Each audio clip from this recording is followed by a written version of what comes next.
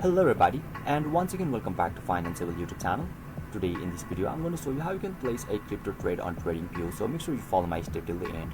First thing first, I assume that you already have an account on TradingView and already logged in, and now right after that you'll be able to see the interface on in the screen where you can see the chart of the BTC USDT, which is actually a crypto, and just down below this symbol you can see the sell market and buy market.